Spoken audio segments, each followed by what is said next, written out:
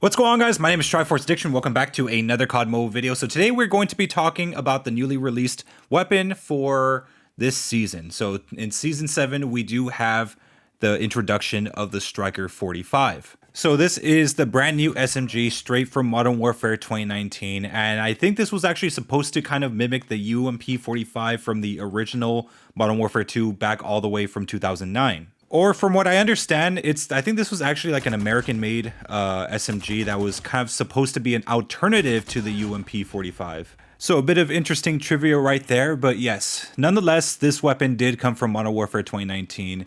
And I know there's a lot of mixed opinions with this specific weapon. And yeah, like more than I thought it would be, because I honestly, personally, at least in my opinion, I think the weapon's pretty good.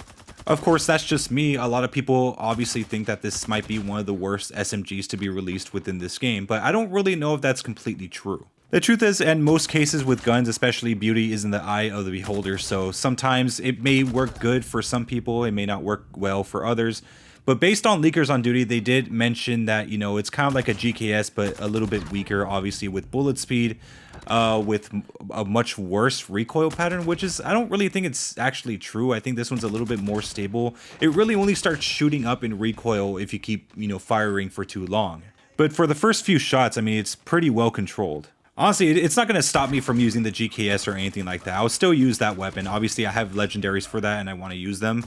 But yeah, I mean, the GKS and this one, comparing them side to side, yeah, I can understand the GKS is hit scan while this one is actually bullet speed. And yeah, I mean, if you have a good connection, I mean, bullet speed isn't really going to matter too much, especially in close range. But when it comes to longer range, yeah, I could understand why people might have a problem with it. I could say, just like the GKS, it does have some pretty serious headshot multipliers. You know, with the GKS, it only went up to, I believe, 49. But still, that's a pretty high amount, especially for an SMG. But this is like one of the only SMGs that actually has a hit damage of like over 50. And I think the only one that I could think of that's the only other SMG that I could think of is probably the KSP. But yeah, this is the only other SMG that actually has that 2-shot headshot capability. Of course, the range doesn't go that far, maybe up to 5+ meters, and that's pretty much it. It's just kind of like there as a little saving grace, just in case you get into like an unexpected gunfight face to face with someone just a few feet away from you. Even if you do extend the range to as much as you can, you know, with the 400mm barrel, with, you know, even the monolithic suppressor, yes, it will extend it a little bit, but not by a lot.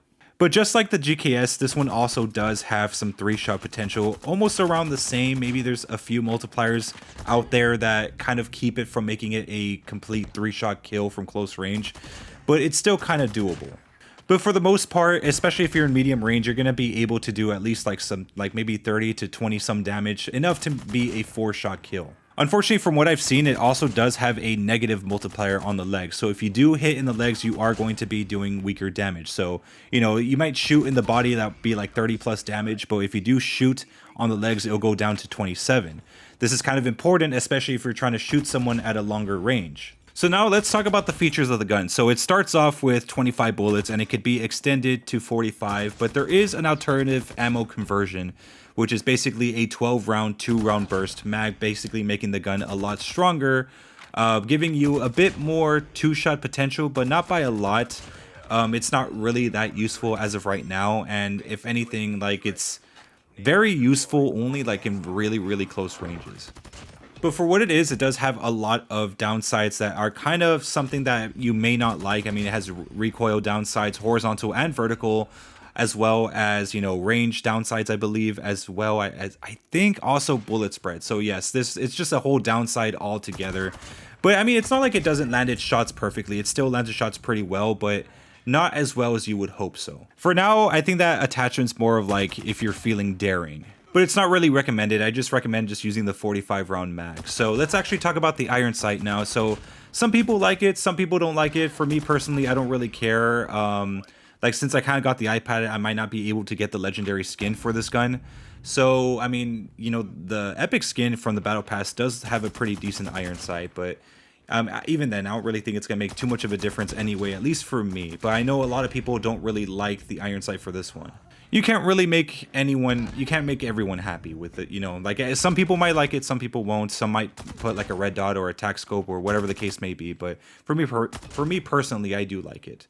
But anyways, let's actually talk about the attachments for this gun. I mean, we already went through the magazine section, but let's actually talk about the stocks, the barrels, and so on.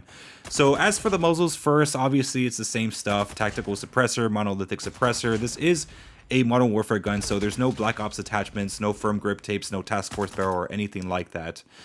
For the barrels themselves, it is pretty unique, and it does kind of follow the Modern Warfare rules, where if you have a light barrel, it does reduce range, and it does that pretty harshly, especially for the light barrel for this gun. It reduces it by 20%, as well as reducing the range by 20%, but giving you a crazy amount of mobility. But even then, it's not really that worth it, since this gun's pretty fast anyways. But there are two range extending barrels. One is the 300mm polymer barrel, and I think that's what the other one is called. But yes, no, actually, no, I don't even know. One of them's called the stainless steel, and the other one's the polymer. I think the one that increases your range by a slight amount and bullet speed, I think that might be the polymer. I don't know. I'm not really gonna go into my iPad to like see it. But basically, there's one barrel that kind of increases your range and bullet speed, but there's also another barrel that is a little heavier, but it increases your range by a huge margin, as well as your bullet speed, as like 50%, might I add. It won't really make too much of a difference in, when it comes to your ADS speed, especially since I know a lot of you guys are going to use the lasers and, anything that increases your ADS speed as well, like combat stocks and stuff. So yeah, I mean, it's not going to make too much of a dent on your movement speed. And keep in mind, both of these barrels don't actually have anything to do with your ADS movement speed. So all of that kind of like just stays intact for the most part. In some ways, this is kind of like the Grau as well. You had that barrel that decreased your range and bullet speed. We have the same thing here, and especially for the long barrels, we have this thing where it doesn't actually affect your bullet spread accuracy. It doesn't take it away. It doesn't increase it or anything like that. So you're gonna have to be a little bit more wise with what you do with your ADS bullet spread if you want it to hit perfectly. As for the stocks, they are named differently, but they mostly function the same with the exception of one. I think it's the Guardian one that makes you move a little faster. That one, for some reason, doesn't actually allow you to use any sort of grip tape on your gun. So yeah, the other ones are fine, but that one will keep you from doing that. My best guess is that they probably did that in order to kind of balance it out, because if you're able to use your grip at the same time with that specific thing, you could probably put the granulated grip tape and it'll just make it way too accurate. And yeah, so now that we got most of that stuff out of the way, all the stuff is the same, they're just named differently. But let's actually talk about the challenges. So the challenges by far are pretty easy. I mean, hip fires, just use a certain build. You could use the green laser with maybe that little that special muzzle flash attachment that increases your hip fire as well, and even maybe the Merc foregrip to just maximize everything. And it does become pretty accurate, and you end up landing some of those accidental headshots, and it'll be a little easier to do. As for long shots, that isn't really too difficult as well. Like I said, it's a pretty stable gun. And yeah, like, I mean, if they're like 5 feet away from you, I kind of forgot, like when I was streaming this, I kind of forgot how easy it was to get long shots. Most kills that I got were just like pure long shots, and they weren't even that far away. The hardest one that I had trouble with for whatever reason, and I'm saying this is saying a lot given the fact that this gun has really good headshot damage, was actually the headshots. I just basically said it like that. But yes, the headshot challenges were probably the hardest, and the iron sight did not really help that much. I mean, I know I said earlier in the video that, I mean, I don't really mind the iron sight, but that's obviously for normal usage.